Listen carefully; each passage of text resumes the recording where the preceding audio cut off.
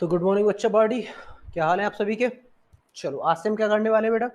आपका जो art subject है, आप 11 क्लास में हो, है ना। तो कुछ बच्चों ने आप में से क्या लिया होगा बेटा, एक सब्जेक्ट लिया हुआ है जिसका नाम क्या है, एक प्यारा सा सब्जेक्ट है, इसका नाम है क्या बेटा, क्या, आर्ट। आर्ट को हिंदी में क्या बोलते हैं, कला। ठीक, कि ऐसा बोलते ना यार, तुमने वो काम कर लिया, तुम्हें वो काम करते आता है, यही तो आर्ट है, यही तो कला है। ठीक, तुमने वो कार्य कर लिया, तुम्हें वो कार्य करते आता है, ये सारी चीजें क्या कहलाती हैं, आर्ट कहलाती हैं। ठीक है ना। चलो, तो बेसिकली यहाँ मैं कुछ कला नहीं करनी है, ऐसा कुछ काटना नहीं है, कुछ काम नहीं करना है, ऐसा कोई कार्य नहीं करना है, हमें आर्ट के सब्जेक्ट पढ़ने हैं। ठीक है ना। आर्ट में उन चीज़ों को पढ़ना है जो बेसिक है। बेसिक कैसे, आपका हिस्ट्री हो गया, है ना, आपका ज्योग्राफी हो गया, पॉलिटिकल साइंस हो गया, है ना। ये सारी चीज़ों को हमें पढ़ना है आर्ट सब्जेक्ट में। ठीक, तो मैं क्या पढ़ाऊंगा आपका, जो आर्ट सब्जेक्ट है, आर्ट 11वीं क्लास के आर्ट आर्ट सब्जेक्ट में आपका एक सब्जेक्ट है, सब सब्जेक्ट जिसका नाम क्या है, हिस्ट्री यानी इतिहास। क्या नाम है बेटा इसका, हिस्ट्री यानी इतिहास। इसका नाम क्या है, हिस्ट्री यानी इतिहास। तो मैं आपको क्या पढ़ाऊंगा बेटा, मैं आपको हिस्ट्री का, या फिर बोल सकते हैं इतिहास सब्जेक्ट का, इतिहास विषय का क्या करवाऊंगा बेटा, इतिहास विषय का मैं क्या करवाऊंगा बेटा, आपको इतिहास विषय का अध्ययन करवाऊंगा। किस विषय का अध्ययन करवाऊंगा मैं, इतिहास विषय का आपको अध्ययन करवाऊंगा। क्लियर हो गया ना, किस विषय का, इतिहास विषय का अध्ययन करवाऊंगा आपको। क्लियर हुआ। चलो, सबसे पहले हम, हमारे पढ़ने का तरीका क्या रहेगा, सबसे पहले हम डिस्कस करेंगे बेटा आपका क्या, पाठ्यक्रम यानी सिलेबस। पाठ्यक्रम यानी हम क्या डिस्कस करेंगे बेटा, आपका सिलेबस डिस्कस करेंगे, पाठ्यक्रम डिस्कस करेंगे। उसके बाद हम एक एक चैप्टर उठाएंगे और एक एक चैप्टर को कंप्लीट कर लेंगे। क्लियर हुआ। चलो, तो स्टार्ट करते हैं सबसे पहले आपके सिलेबस पर। क्या है सिलेबस, सिलेबस क्या है बेटा आपका, कहाँ गया भैया सिलेबस, प्रारंभिक समाज। ठीक, सबसे पहला चैप्टर बेटा आपका अनुभाग एक बोल सकते हैं, इसको क्या बोल सकते हैं, और इसके अलावा इसको क्या बोल सकते हैं बेटा, चैप्टर चैप्टर 1 बोल सकते हैं, इसको अनुभाग एक बोल सकते हैं, या फिर क्या बोल सकते हैं, चैप्टर 1 बोल सकते हैं। क्या लिखा है, प्रारंभिक समाज, किसके बारे में समझना है, प्रारंभिक समाज के बारे में समझना है। इसमें पढ़ना क्या है, चैप्टर क्या है हमारा, लेखन कला और शहरी जीवन। किसके बारे में पढ़ना है बेटा, में लेखन कला और शहरी जीवन के बारे में पढ़ना है। तो ये हमारा चैप्टर है। दूसरा चैप्टर क्या है बेटा, हमारा साम्राज्य, जिसमें सब्जेक्ट हमारा चैप्टर क्या है, 3 महाद्वीपों में फैला साम्राज्य, यायार, और एक साम्राज्य कौन सा, यायार साम्राज्य, उसके बारे में पढ़ना है। चौथा है बेटा हमारी क्या, बदलती परंपराएं। ठीक, उसमें है 3 वर्ड के बारे में पढ़ना है। अगला बेटा हमारा कौन सा है, पांचवा, बदलती हुई सांस्कृतिक परंपराएं। ठीक, छठवा कौन सा है बेटा, मूल निवासियों का निवास स्थान। सातवां कौन सा है, आधुनिकीकरण के क्या रास्ते। तो हमारे इतने चैप्टर है, हम सभी हमको इतने चैप्टर्स में क्या करना है बेटा, पढ़ना है। क्लियर हुआ। तो चलो आज स्टार्ट करते हैं आपका पहला चैप्टर, जिसका नाम क्या है, लेखन कला और शहरी जीवन। लेखन कला और शहरी जीवन, और इस चैप्टर को क्या बोलते हैं, प्रारंभिक समाज। ये चैप्टर किससे संबंधित स्टार्ट है बेटा, ये चैप्टर आपका किससे संबंधित है बेटा, ये चैप्टर आपका प्रारंभिक समाज से संबंधित है। ये चैप्टर किससे संबंधित है आपका, प्रारंभिक समाज से संबंधित है। ऊपर लिखा है ना, प्रारंभिक समाज से क्या है, संबंधित है। ठीक, चलो समझते हैं क्या लिखा है, पहले समझते हैं क्या लिखा है, इन चीजों को फिर पढ़ते हैं, फिर समझते हैं। इस अनुभाग में हम प्रारंभिक समाजों से संबंधित विषयों के बारे में पढ़ेंगे। ये चैप्टर, इसमें हम क्या पढ़ेंगे, प्रारंभिक समाज था, उससे संबंधित जो क्या थे, संबंधित विषय थे, उनके बारे में पढ़ेंगे। जो सुदूर अतीत में लाखों साल पहले मानव अस्तित्व की शुरुआत के बारे में, और जो चीजें हैं वो किसके बारे में है, बहुत पहले में, अतीत के बारे में, मानव की चीजों के बारे में है। सर्वप्रथम अफ्रीका में मानव प्राणियों को प्रादुर्भाव कैसे हुआ, हम कैसे जानेंगे, हम पता करेंगे। सबसे पहले कहा, अफ्रीका में जो मानव था उस प्राणी का उद्भव कैसे, प्रादुर्भाव कैसे हुआ। पुरातत्व और विज्ञानियों ने इतिहास के इन प्रासंगिक चरणों के बारे में हड्डियों और पत्थरों के औजारों के अवशेषों की सहायता से कैसे अध्ययन किया, और कैसे जो इतिहासकार थे उन्होंने इन प्रारंभिक चरणों के बारे में, हड्डियों के अतीत के बारे में, इनके बारे में देखा, समझा, पढ़ा। पुरातत्व विज्ञानियों ने आरंभिक मानव के जीवन के बारे में पुनर्निर्माण करने के प्रयत्न किए। जो पुरातत्व विज्ञानी थे उन्होंने क्या किया, जो आरंभिक मानव था, जो पहला मानव था, उसके बारे में क्या किया, जीवन के बारे में पुनर्निर्माण करने के प्रयत्न किए। उन्होंने यह जानने की कोशिश की वे कैसे घरों में रहते थे। पुरातत्वविद थे, हिस्टोलॉजर थे, उन्होंने क्या जानने की कोशिश की, व्यक्ति कैसे घरों में रहते थे। वे पेड़ पौधों से उत्पन्न कंदमूल बीजों को इकट्ठा करके, जानवरों को शिकार करके अपना भरण पोषण करते थे। ठीक है ना, कैसे करते थे, किन तरीकों से अपने भावों और विचारों को अभिव्यक्त करते थे, किन तरीकों से अपने भावों को, विचारों को अभिव्यक्त करते थे। ये सारी चीजें किसने पता लगाई आपके, ये सारी की सारी चीजें बेटा आपके हिस्टोलॉजरों ने पता लगाई। ठीक, आप यह भी पढ़ेंगे कि आदमी द्वारा आग और भाषा का प्रयोग कब और कैसे शुरू हुआ। हम ये भी जानेंगे कि आदमी द्वारा भाषा का, आग का प्रयोग, अग्नि का और लैंग्वेज का प्रयोग कैसे कब चालू हुआ। ठीक है ना। विषय एक में कुछ प्रासंगिक नगरों जैसे मेसोपोटामिया, वर्तमान इराक के कुछ शहरों के बारे में चर्चा की गई है। विषय एक में किसके बारे में चर्चा की गई? कुछ प्रारंभिक नगर थे, जैसे कौन सा? मेसोपोटामिया, और उसके कुछ शहरों के बारे में चर्चा की। इन नगरों का विकास मंदिरों के आसपास हुआ था। ये नगर सुदूर व्यापार के केंद्र थे। ठीक। आपको यह जानकर आश्चर्य होगा कि लाखों वर्षों तक जंगलों, गुफाओं तथा कामचलाऊ घरों, आश्रमों तथा शिलाश्रयों में रहने वाले इंसानों ने आगे चलकर गांव और शहर में रहना कैसे शुरू किया। यह एक लंबी कहानी है और एक ऐसी अनेक घटनाओं से जुड़ी है जो सर्वप्रथम नगरों की स्थापना से कम 5 वर्ष पहले घटित हुई थी। हम देखेंगे लोगों ने कैसे घरों में रहना चालू किया, लोग कैसे थे। हम मेसोपोटामिया के बारे में पढ़ेंगे, लोग क्या करते थे, क्या नहीं करते थे। इन सभी चीजों के बारे में क्या करेंगे बेटा? पढ़ेंगे, है ना। क्लियर हुआ। आगे लिखा है कि अत्यंत दूरगामी प्रभाव डालने वाले परिवर्तनों में से एक था धीरे धीरे खानाबदोश जिंदगी को छोड़कर खेती के लिए एक स्थान पर बस जाना। बोले जो लोगों के व्यवहार में परिवर्तन आए, लोगों के व्यवहार में जो परिवर्तन आए, उनमें से सबसे बड़ा प्रभाव परिवर्तन क्या था? लोगों के मन में जो प्रभाव में जो परिवर्तन आए, उनमें सबसे प्रमुख परिवर्तन क्या था? उनमें सबसे प्रमुख परिवर्तन था बेटा क्या? लोगों ने खानाबदोश जिंदगी को छोड़कर क्या चालू कर दिया? छोड़कर खेती करना चालू कर दिया, एक स्थान पर बसना चालू कर दिया। अत्यंत दूरगामी प्रभाव क्या थे? सबसे प्रमुख परिवर्तन क्या था? लोगों ने जो खानाबदोश जिंदगी थी उसको छोड़ा और जिंदगी एक स्थान पर बसना चालू कर दिया। धीरे धीरे उन्होंने भिन्न भिन्न पौधों के बारे में अत्यंत जानकारी प्राप्त की। जब लोग एक जगह पर बसे तो उन्होंने अलग अलग पौधों के बारे में जानकारी प्राप्त की। पश्चिमी एशिया में गेहूं, जौ, मटर, कई तरह की दालों की फसलें उगाई जाती थी। कहाँ पर? पश्चिमी एशिया में कई तरह की फसलें उगाई जाती। कौन कौन सी? गेहूं था आपका, जौ था, मटर, कई तरह की दालों को उगाया जाता था। पूर्वी तथा दक्षिण पूर्वी एशिया में ज्वार, बाजरा और धान की फसलें आसानी से उगाई जा सकती थी। इसी बीच कुछ जन समुदाय ने मिट्टी के बर्तन बनाना भी सीख लिया। लोगों ने फसलें उगाना सीखा, लोगों ने खानाबदोश जीवन छोड़ा, लोगों ने फसलें उगाना सीखा, और कुछ लोगों ने क्या किया बेटा? कुछ लोगों ने मिट्टी के बर्तन बनाना भी क्या कर लिया? कुछ लोगों ने मिट्टी के बर्तन बनाना भी क्या कर लिया बेटा? सीख लिया। कुछ लोगों ने मिट्टी के बर्तन बनाना भी क्या कर लिया? सीख लिया। साथ ही पत्थर के औजार बनाने के तरीकों में भी बदलाव आया। साथ ही साथ क्या हुआ? जो पत्थर के जो औजार बनाए जाते थे उन तरीकों में भी क्या हुआ बेटा? बदलाव आया।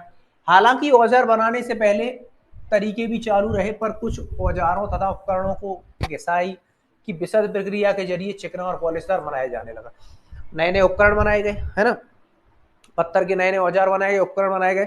कुछ उपकरण और कुछ औजार पुराने तरीके के भी थे, लेकिन अब क्या हुए? कुछ औजार और कुछ उपकरण में क्या हुए बेटा? परिवर्तन भी हुए। कुछ इलाकों में लोग तांबा और टिन, रांगा जैसी धातुओं के खनिजों का उपयोग करना सीख गए। और कुछ इलाकों में लोग क्या सीख गए? तांबा का, टिन का, है ना, ऐसी धातुओं का, खनिजों का उपयोग करना सीख गए। दूरस्थ दूरस्थ स्थानों और समुद्रों से उत्पन्न होने वाली कुछ अन्य प्रकार की चीजों के बारे में भी जानकारी बढ़ती जा रही थी। और कौन कौन सी चीजों में? जो दूरस्थ स्थानों में चीजें थी, समुद्रों में चीजें थी, उससे उत्पन्न होने वाली बहुत सारी चीजों के बारे में लोगों ने क्या करना सीखा। ये चीजें थी लकड़ी, पत्थर, हीरे जवाहरात, धातुएं, सीपियां, ऑब्सीडियन। स्पष्टता लोग इन्हीं चीजों और उनके बारे में जानकारी के साथ एक स्थान से दूसरे स्थान पर जाते रहते थे, उनका प्रसार करते रहते थे। तो लोगों ने बहुत सारी चीजें सीखी, और साथ साथ क्या सीखा लोगों ने? एक स्थान से दूसरे स्थान पर जाना भी लोगों ने सीखा। लकड़ी, पत्थर, जवाहरात, हीरे जवाहरात, धातु, सीपे, इनके बारे में लोगों ने क्या किया बेटा? सीखा। एक स्थान से दूसरे स्थान भी जाने लगे, लोगों का प्रसार बढ़ गया। क्लियर हुआ? चलो, इस प्रकार क्या हुआ? धीरे धीरे व्यापार में वृद्धि हुई। इस प्रकार धीरे धीरे क्या हुआ बेटा? व्यापार में वृद्धि हुई। गांव और कस्बों का विकास होता गया और लोगों का आवागमन बढ़ता गया।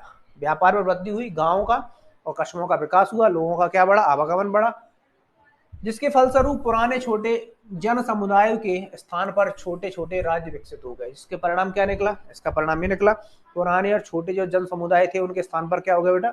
छोटे छोटे राज्य विकसित हो गए। अब शहर स्थापित हो गए और उनका विकास होने लगा, तो इन परिवर्तनों की रफ्तार भी तेज हो गई। जब शहर स्थापित हुए, विकास हुआ, तो परिवर्तनों की रफ्तार तेज हो गई। इसके अलावा इन परिवर्तनों के दूरगामी परिणाम निकले। कुछ विद्वानों जैसे क्रांति कहकर पुकारा, और कुछ विद्वानों ने किस नाम से पुकारा बेटा? कुछ विद्वानों ने क्या कहकर पुकारा? कुछ विद्वानों ने क्रांति कहकर पुकारा। कुछ विद्वानों ने क्या किया बेटा? क्रांति कहकर पुकारा। ठीक, तो ये सारी चीजें थी, हमने समझ ली। क्या समझा कि क्या क्या चीजें थी? प्रारंभिक जीवन कैसे चालू हुआ, लोगों ने क्या क्या कार्य किए, कैसे लोग बदले, कैसे लोगों में बदलाव आए, उन बदलावों से क्या परिणाम निकले, ये सारी चीजें बेटा क्या की हमने? ये समझिए। अब हम क्या करेंगे, आपके चैप्टर को पढ़ना स्टार्ट, अभी भी चैप्टर पढ़ रहे थे, हम इनको क्या करेंगे बेटा, पढ़ना स्टार्ट करेंगे, चैप्टर को पढ़ना स्टार्ट करेंगे और समझेंगे कि कालक्रम क्या है और चीजें क्या है, मेसोपोटामिया के बारे में पढ़ेंगे, कालक्रम क्या है इसके बारे में पढ़ेंगे। क्लियर हुआ। अब लिखा है सबसे ऊपर, कालक्रम का अध्ययन कैसे करें। हम कालक्रम का अध्ययन किस तरीके से कर सकते, थोड़ा सा इसको जूम कर लेते हैं, दिखाई दे रहा है।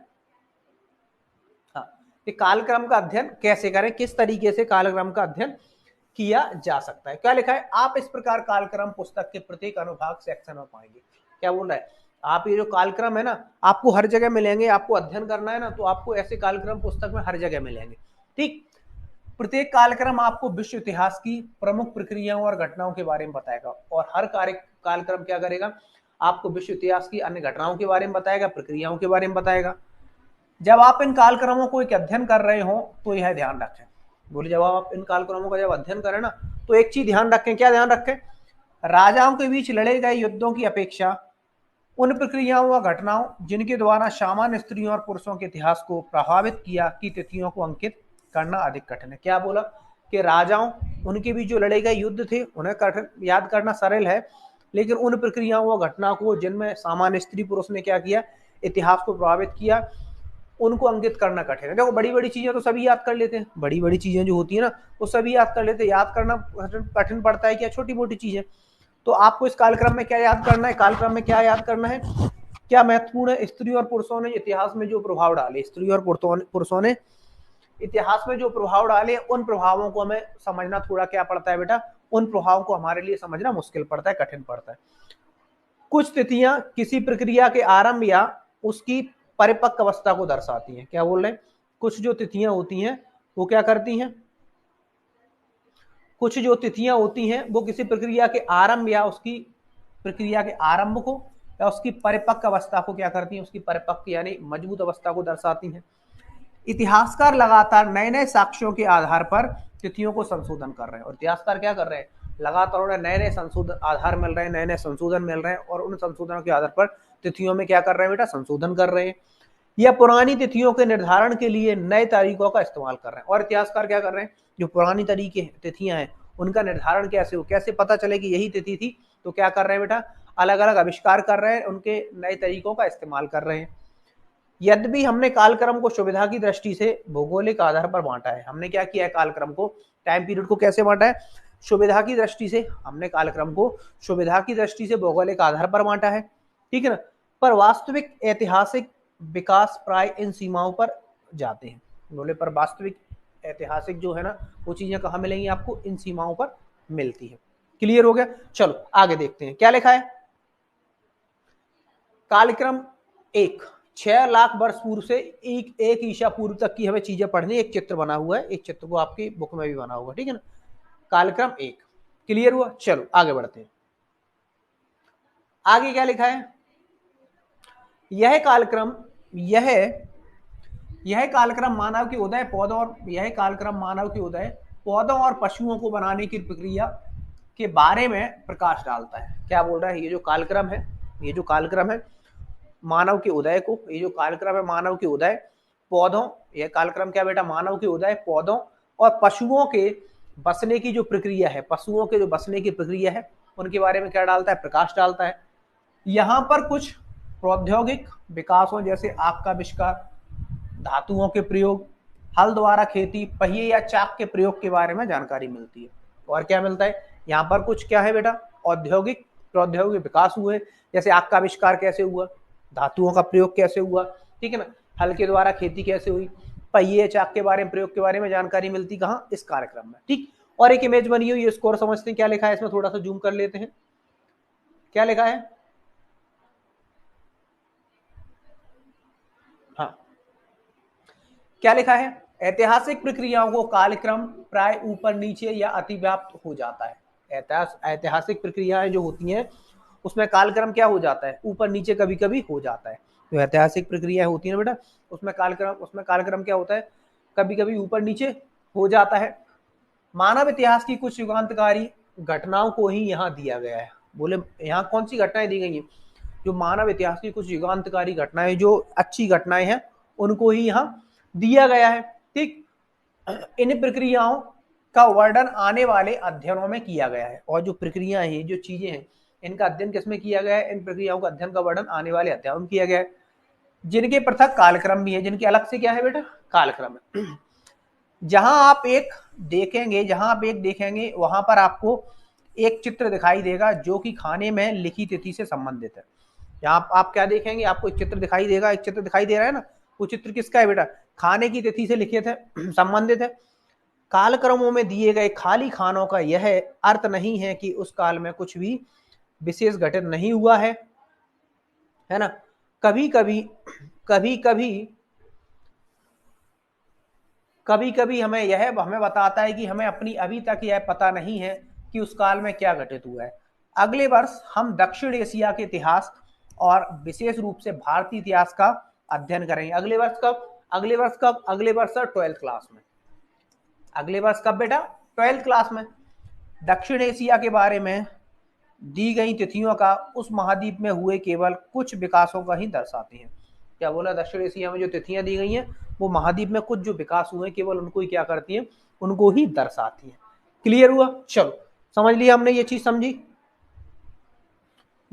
हमने, है ना? ज्यादा जूम हो गया कुछ, ठीक। क्लियर हुआ? चलो आगे बढ़ते हैं। अब हमें क्या देखना है? तिथि देखनी है। अब हमें क्या करना है बेटा? कुछ तिथियां समझनी है। ये मैं अपने मन से लेके नहीं आया हूँ, ये आपकी बुक में दी हुई है, कुछ तिथियां दी हुई हैं। आपको इन तिथियों को क्या करना है? याद करना है। ये तिथियां मैं अपने मन से नहीं लाया हूँ, आपको बुक में ही दी हुई है।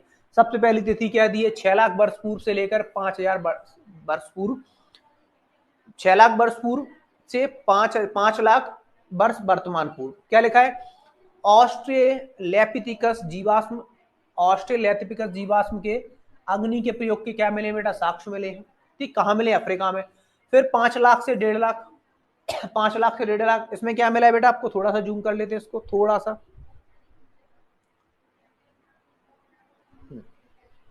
अब ठीक है ना? हाँ, क्या मिला है? 5 लाख से 1.5 लाख प्राग्ञ मानव होमोसेपियंस के जीवाश्म मिले हैं। किसके मिले हैं? प्राग्ञ मानव होमोसेपियंस के जीवाश्म मिले हैं। यूरोप में क्या मिला है? अग्नि के प्रयोग के साक्ष्य मिले हैं। यूरोप में ये चीज कहां मिली? अफ्रीका में। और यूरोप में क्या मिला है? अग्नि के प्रयोग के साक्ष्य मिले हैं। ठीक, उसके बाद 50,000 से लेकर 1.5 लाख हो गया आपका। 1.5 लाख से लेकर 50,000 तो कुछ नहीं मिला है ना। 50,000 से लेकर 30,000, इसमें क्या मिला है बेटा? प्राग्ञ मानव होमोसेपियंस के जीवाश्म मिलेगा यूरोप में। प्राग्ञ मानव होमोसेपियंस के जीवाश्म कहाँ मिले बेटा? आपके यूरोप में मिले हैं। फिर 30,000 से लेकर 10,000 तक, इसमें गुफा के आवासों की चित्रकारी मिली है। गुफा आवासों में चित्रकारी, और कहाँ? स्पेन में, यूरोप में। तो अफ्रीका में भी क्या मिले बेटा? गुफाओं के आवासों की चित्रकारी मिली है। यूरोप में भी गुफाओं में आवासों में चित्रकारी मिली है। 8,000 से 7,000 कुछ नहीं मिला है। 7,000 से 6,000 की बात करें तो पशुओं और कुत्तों को पालतू बनाया गया। कब? अफ्रीका में किसे? पशुओं और कुत्तों को पालतू बनाया गया बेटा। कब? 6,000 से 7,000 के पूर्व। 6,000 से 6,000 के बीच में पशुओं को क्या गया? पशुओं को और कुत्तों को क्या बनाया गया बेटा? पालतू बनाया गया। 6,000 से 5,000 गेहूं और जौ की खेती हुई यूनान में। कहाँ? यूरोप में क्या हुआ बेटा? गेहूं और जौ की खेती हुई। क्या बेटा? यूनान में। 4,000 से 3,000 गधे को पालतू बनाया गया। और ज्वार बाजरा आदि की खेती, तांबे का प्रयोग। अफ्रीका में क्या हुआ? गधे को पालतू बनाया, है ना। और क्या किया बेटा? और क्या किया इसके अलावा? आपको ज्वार बाजरा आदि की तांबे की खेती हुई। और क्या हुआ बेटा? तांबे का प्रयोग कहाँ हुआ? आपका यूरोप में हुआ। ठीक, आगे इसको थोड़ा सा ऊपर करते हैं। हाँ, आगे क्या लिखा है? 4,000 से 3,000 गधे को पालतू बनाया, हो गया। 3,000 से 2,000 हल द्वारा कृषि, प्रथम राजवंशों, नगरों, पिरामिडों, कैलेंडर, चित्रकार, लिपि, पैराइस पर लेखन आदि चीजें मिली। और घोड़े को पालतू बनाया गया है यूरोप में। क्या हुआ है? अफ्रीका में क्या हुआ है? हल द्वारा क्या किया गया है? कृषि के प्रथम साक्ष्य मिले। राजवंशों के बारे में पता चला, नगरों के बारे में पता चला, है ना। उसके अलावा क्या? चित्रकारिता, लिपि के बारे में पता चला। और यूरोप में क्या मिला बेटा? यूरोप में घोड़े को क्या बनाया गया? यूरोप में घोड़े को पालतू बनाया गया। ये घटना कब तक की है? ये घटना बेटा आपकी कब तक की है? 3,000 से। ये घटना कब तक की बेटा आपकी? 3,000 से लेकर 2,000 ईसा पूर्व तक की। और ये अपने मन से बत्ती नहीं दे रहा हूँ, आपकी बुक में दिया हुआ है। ये मैं अपने मन से बत्ती नहीं दे रहा हूँ, ये आपकी बुक में क्या हुआ है बेटा? यह आपकी बुक में दिया हुआ है ऑलरेडी। ठीक है, आपकी बुक में क्या दिया है बेटा, ऑलरेडी दिया हुआ है। आगे चलते हैं, अगले अगला लिस्ट देखते हैं, अगली लिस्ट देखते हैं, थोड़ा सा जूम कर दें इसको, दिखाई दे रहा है?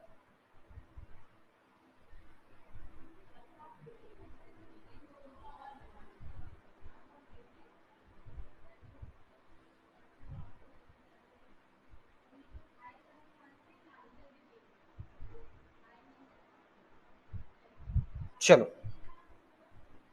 क्या लिखा है, 1000 से लेकर 1900 तब क्या मिला है, नगरों महलों, यूरोप में क्या मिला है, नगरों महलों कांसों का प्रयोग हुआ है, कुम्हार के चाक, व्यापार आदि चीजें मिली है। ठीक, कहाँ, 1000 से लेकर 2000 से लेकर बेटा क्या 1900 के बीच में, 1900 से लेकर 18 कुछ नहीं मिला, 1817 कुछ नहीं मिला, 1700 से 16 के बीच क्या मिला है बेटा, यूरोप में क्या मिला है, लिपि का विकास हुआ है। 1700 से 16 के बीच क्या हुआ है बेटा, लिपि का क्या हुआ है, विकास हुआ है। 1600 से 15 कुछ नहीं, ठीक, इधर भी ऊपर भी कुछ नहीं, है ना। 1500 से 1400 कांच की बोतलों का प्रयोग हुआ है मिस्र में। ठीक, कांच की, अफ्रीका में एक जगह है मिस्र, वहां कब बेटा, कब, वहां बेटा 1500 से लेकर 1400 तक क्या हुआ बेटा, कांच की बोतलों का प्रयोग हुआ है। 1400 से 1300, 1300 से 1200, 1200 से 1100, 1100 से 1000 और 1000 से 900, ये क्या मिली है बेटा, आपकी लिपि मिली है। ये आपकी क्या मिली है बेटा, लिपि मिली है। ये क्या मिला है बेटा आपका, ये क्या मिला है, लिपि मिला है। और किसका प्रयोग हुआ है, लोहे का प्रयोग हुआ है। लोहे को इंग्लिश में क्या बोलते हैं, लोहे को इंग्लिश में क्या बोलते हैं, आयरन बोलते हैं। लोहे को इंग्लिश में क्या बोलते हैं बेटा, आयरन बोलते हैं। आयरन को क्या बोलते हैं, एफी, फेरस।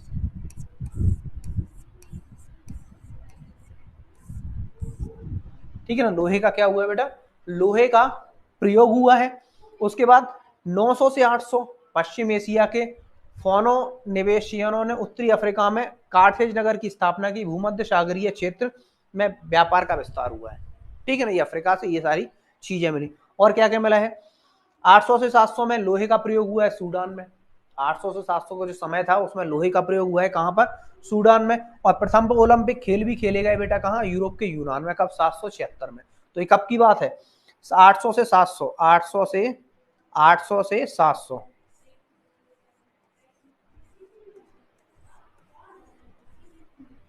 800 से 700 ईसा पूर्व,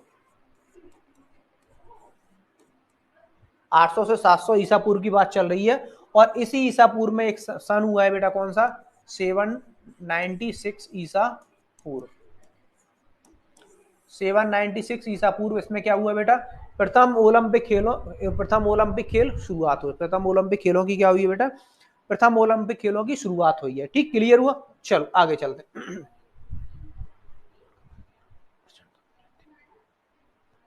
700 से 600 लोहे का प्रयोग कहां, मिस्र में हुआ। ठीक है, 600 से 500, 600 से 500,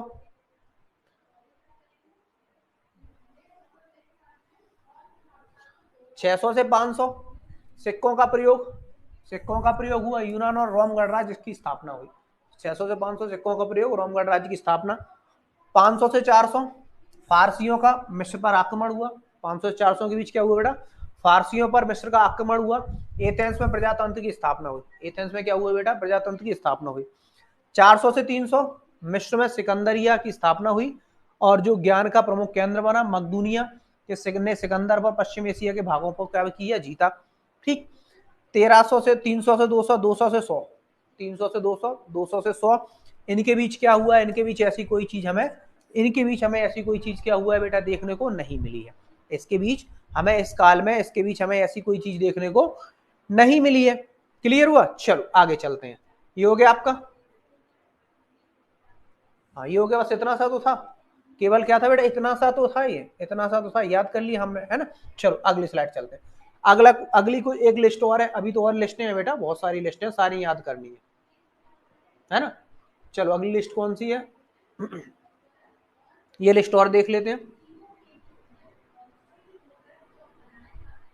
हाँ, ये लिस्ट और देखें, क्या लिखा है, 5 लाख से, ये अभी तक हमने कहाँ देखा था, अफ्रीका में देखा था कि इसका समय काल में अफ्रीका में क्या हुआ, यूरोप में क्या हुआ। अब हम देखते हैं बेटा कहाँ, एशिया में। अब हम देखते हैं बेटा कहाँ, एशिया में, और दूसरा देखते हैं बेटा क्या हम, दक्षिण एशिया में। एशिया में और दक्षिण एशिया में, एशिया और दक्षिण एशिया में क्या क्या खोजें हुई ये देखते हैं। 6 लाख से 5 लाख अग्नि का प्रयोग एशिया में, और रियात में पाषाणकालीन स्थल मिला। 5 लाख से 1.5 लाख कुछ नहीं। 1.5 लाख से 50,000 प्रज्ञ मानव होमोसेपियंस के जीवाश्म मिले एशिया में। 50,000 से 30,000 कुछ नहीं। 30,000 से 10,000 वर्तमान में कुत्ते को पालतू बनाया गया मध्य एशिया में, और दक्षिण एशिया में क्या भीमबेटका के चित्र मिले मध्य प्रदेश में, ठीक है ना। उसके अलावा 8,000 से 7,000 भेड़ बकरियों को पालतू बनाया गया। गेहूं और जौ की खेती हुई। 7,000 से 6,000 सूअर और पशुओं को पालतू बनाया गया पश्चिम और पूर्वी एशिया में। प्रारंभिक कृषि बस्तियों बलूचिस्तान, ठीक। 6,000 से 5,000 कुक्कुट पालन, ज्वार बाजरा अरबी की खेती। 5,000 से 4,000 कपास की खेती दक्षिण एशिया में, तांबे का प्रयोग है ना, पश्चिम एशिया में भी तांबे का प्रयोग, ठीक। आगे चलते हैं, आगे 5,000 से 4,000 में क्या है बेटा, कपास की खेती हुई। 5,000 से 4,000 में क्या है बेटा, कपास की खेती हुई। कहाँ, दक्षिण एशिया में। और इसमें क्या हुआ बेटा, तांबे का प्रयोग हुआ कहाँ, पश्चिम एशिया में। 4,000 से 3,000 कुम्हार ने क्या किया बेटा, चाक का प्रयोग किया कहाँ, दक्षिण एशिया में, सॉरी हाँ एशिया में।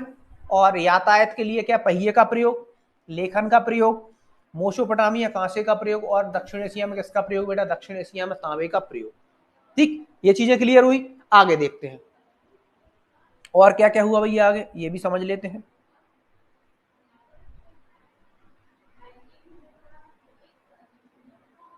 ठीक, दिखाई दे रहा है साफ, हाँ चलो। 3,000 से 2,000 हल कृषि नगर मोसोपोटामिया मिल्क सिल्क का प्रयोग हुआ। घोड़े को पालतू बनाया गया। चावल की खेती हुई। हड़प्पा कालीन संस्कृति के लिपि का प्रयोग हुआ कब, ये 3,000 से 2,000 के बीच, ठीक। 2,000 से 1,900 के बीच खस पानी में रहने वाली भैंस को पालतू बनाया गया पूर्वी एशिया में।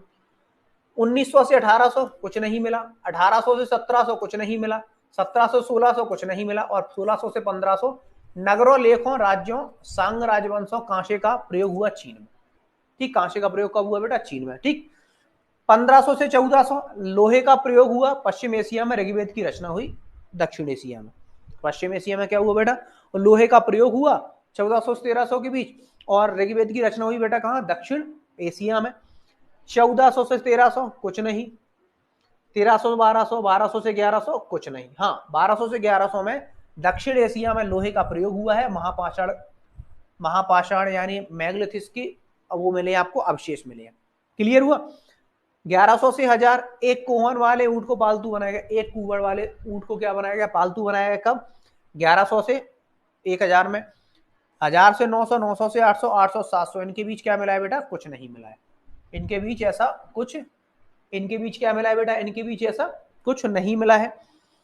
600 से 500 सिक्कों का प्रयोग हुआ।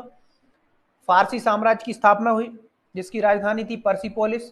चीनी दार्शनिक कन्फ्यूशियस, इनके बारे में पढ़ने को मिलेगा। अनेक क्षेत्रों के नगरों और राज्यों की स्थापना, पहली बार सिक्कों का प्रयोग, जैन और बौद्ध धर्म का प्रसार। ये सब कब हुआ बेटा, ये आपका 600 से 500 ईसा पूर्व में। ये और ये कौन सी जगह है, जगह है बेटा आपकी कौन सी, एशिया। एशिया में बौद्ध धर्म का प्रचार चालू हो गया था बेटा कब, आपका 600 से 500 ईसा पूर्व में एशिया में बौद्ध धर्म का प्रचार प्रसार चालू हो गया था। 600 से 500 ईसा पूर्व एशिया में क्या हो गया था, बौद्ध धर्म का प्रचार प्रसार चालू हो गया था। क्लियर हुआ। चलो आगे देखते हैं, आगे और क्या है इसमें।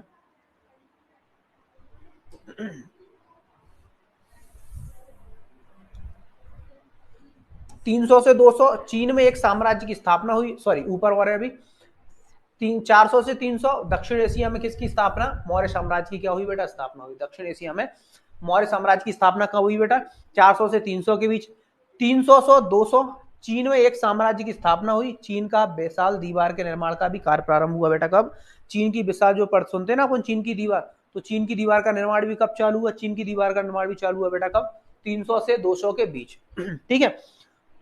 और 200 से 100, 100 से 1 ईसा पूर्व में हमें क्या मिला है, ना दक्षिण एशिया में कुछ मिला है ना मध्य एशिया में कुछ मिला है। 200 से 100 के बीच ना हमें दक्षिण एशिया में कुछ मिला है, ना हमें बेटा क्या मिला है, मध्य एशिया में कुछ मिला है, ठीक। तो हमने क्या समझा, ये हमने ये समझा कि जिस प्रकार से हमने क्या समझा, जिस प्रकार से आपके अफ्रीका और यूरोप में चीजें मिली उसी प्रकार से बेटा क्या मिला आपके, जिस प्रकार से अफ्रीका और यूरोप में चीजें मिली उसी प्रकार से बेटा कहाँ मिली, आपकी एशिया में मिली।